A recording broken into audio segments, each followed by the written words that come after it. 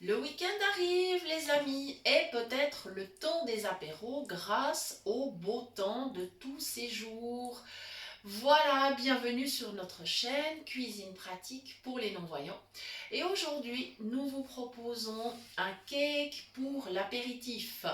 Un cake au parmesan et au poivron. Voilà, alors évidemment, les cakes apéro, on peut les varier vraiment comme on veut. Et là, effectivement, aujourd'hui, c'est parmesan poivron. Voici donc les ingrédients dont vous allez avoir besoin. 4 œufs, 1 décilitre de vin blanc sec, 120 g de parmesan râpé, 2 cuillères à soupe de maïzena avec une pincée de bicarbonate et de la farine de riz entre 4 et 6 cuillères, ça va dépendre de la consistance de la pâte. Et bien évidemment, il nous faudra encore un poivron. Voilà, ce gâteau est bien évidemment sans gluten et il ne contient quasiment pas de lactose parce que le parmesan est un fromage à pâte dure et plus un fromage a une pâte dure, moins il contient de lactose. Voilà, bien. Alors, vous aurez remarqué que je n'ajoute pas de sel parce que le parmesan est suffisamment salé. Je mettrai par contre quelques petits tours de moulin à poivre. Voilà, ça je vais le faire d'ailleurs directement. Voilà, je sais que j'ai une amie qui suit la chaîne, elle est toujours en train de compter les tours de moulin à poivre que je mets. Et un jour, elle m'a dit dans une recette, mais tu te rends compte, tu avais mis 34 tours de moulin à poivre. Elle va se reconnaître, coucou. Voilà, donc je lui fais un petit clin d'œil amical. Et c'est vrai que moi, j'aime quand c'est bien poivré. Donc voilà, ça y est, on va pas exagérer quand même. Voilà, voilà. Donc, dans mon saladier, j'ai déjà mes 4 œufs, mon déci de vin blanc. Voilà. Et vous aurez remarqué que je ne rajoute pas d'autres corps gras non plus. Bah, c'est pas nécessaire, hein, puisque le parmesan, c'est aussi un fromage suffisamment gras. Il n'y a donc pas besoin de remettre d'autres sources de matière grasse. Voilà. Comme ceci. Alors, bon, je vais donner un petit coup de couteau dans mon sachet de parmesan. Voilà.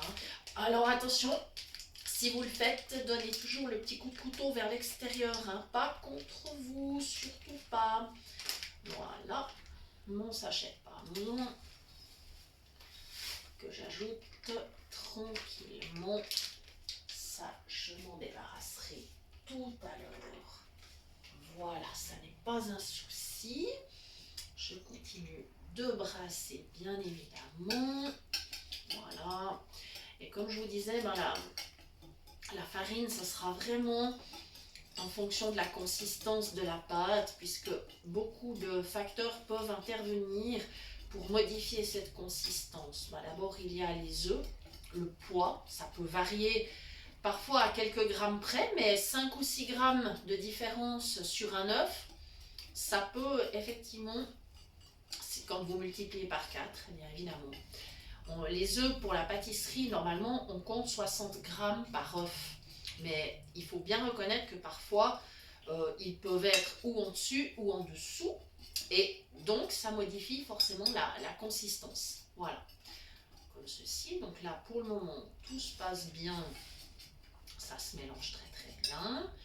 Voilà. Maintenant, je vais pouvoir ajouter ma maïzena avec le bicarbonate. Donc je vous rappelle qu'il y a 2 cuillères à soupe de maïzena plus le bicarbonate.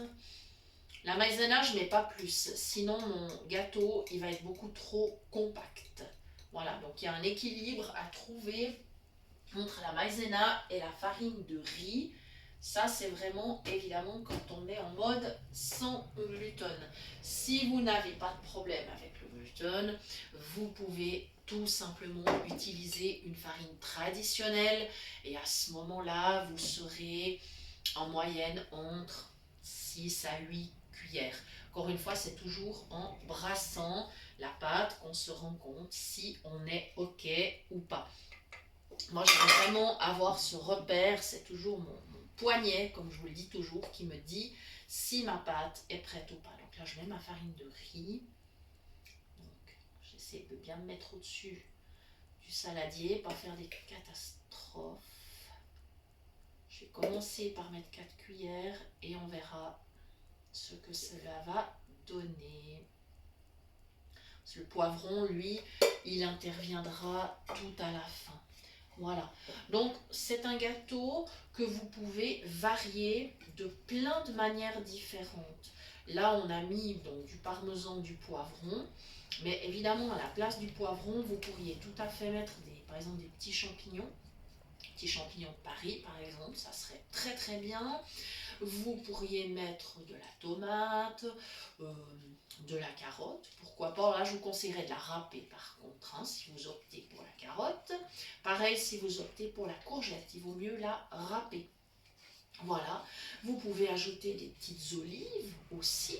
Voilà, donc vous avez vraiment le choix. C'est également une recette végétarienne. Voilà. Oui, on est presque ok avec la consistance. Je vais rajouter encore une cuillère et on verra. Il vaut mieux toujours être prudent dans une préparation. On peut toujours ajouter. Par contre, enlever quand il y a trop, c'est compliqué. Voilà. Alors, voilà. Et là, je pense qu'effectivement, avec mes 2 cuillères de maïzena plus mes 5 cuillères de farine de riz, on sera dans une consistance tout à fait optimale. Ça me convient là très très bien. Mon poignet me dit que la pâte, elle est ok. Voilà. Et oui, je sais, ça vous fera peut-être sourire, hein, mais moi c'est toujours comme ça que je me repère. Voilà. Ouais, je vais quand même en mettre encore une demi. On va être vraiment, là on va être un peu plus parcimonieux. Voilà. Comme ceci. Voilà, on sera vraiment super. Voilà. Et là, ensuite, il ne me restera plus qu'à émincer mon poivron. Voilà, donc vous voyez, c'est une recette qui est vite prête. Et puis, vous pouvez faire des petites tranches, des petits cubes, si c'est pour un apéritif. Et puis, ça peut aussi être un repas pour le soir. Vous pouvez présenter 1 à 2 tranches de ce cake avec une salade ou pourquoi pas un petit potage de légumes. Voilà, ça peut faire aussi un souper, ça peut faire un pique-nique. Vous pouvez l'emmener en pique-nique, votre cake apéro, pas de problème. Plein de possibilités toujours. Voilà. Ouais, là la pâte me plaît bien. Ça y est, je vais emmener le fouet à la vaisselle. Comme ceci, et je vais évidemment me laver les mains, ça c'est indispensable. Voilà, je suis de retour à table et il me reste à émincer mon poivron. Donc je l'avais déjà coupé, j'avais enlevé le milieu. On a fait d'ailleurs un petit live qui vous permet de trouver justement les astuces pour préparer votre poivron. Voilà, le live est sur notre page Facebook, notre page qui porte le même nom que la chaîne, bien évidemment. Alors n'hésitez pas sur la page à venir commenter, à poser des questions. Merci pour les messages, merci pour les emails. Je vous rappelle que vous pouvez bien sûr toujours nous écrire à l'adresse suivante cuisinepratique@mail.ch. Nous vous répondons dans les délais les plus brefs possibles. Voilà, merci pour les partages de recettes. Vous êtes de plus en plus nombreux à partager et nous vous en remercions. Voilà, nous apprécions vraiment beaucoup toute cette collaboration qui s'installe. Vraiment, merci beaucoup. Voilà. Et il me restera ensuite, quand mon poivron sera totalement émincé, pardon, je commence à bafouiller, c'est pas malin.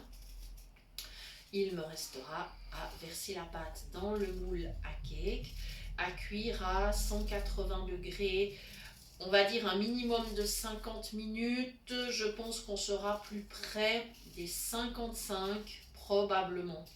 Mais encore une fois, ça dépend toujours de plein de choses, du moule utilisé, du four, enfin voilà. Donc chez moi, je pense qu'on sera à 55 minutes. Après, il faut adapter en fonction de votre four, bien sûr. Voilà, ça change aussi la donne, hein. Si vous avez un moule en fer, un moule en silicone, ça peut faire varier le temps de cuisson. Voilà,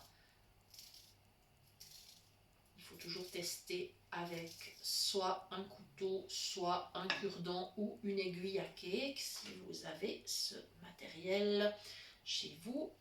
Et attention, comme c'est un gâteau qui contient pas mal d'humidité à cause du légume, il ne va pas se conserver très longtemps. Donc mangez-le rapidement et si ça n'est pas possible, si vous en avez vraiment trop, faites des tranches, emballez-les séparément dans du papier cellophane, du film alimentaire donc, et puis mettez-le au congélateur. Voilà, il n'y aura pas de souci, vous pouvez après le ressortir ultérieurement, vous le laissez un tout petit moment dégeler, il n'aura pas bougé, il n'y aura vraiment pas de problème. Voilà, je crois que je vous ai dit l'essentiel.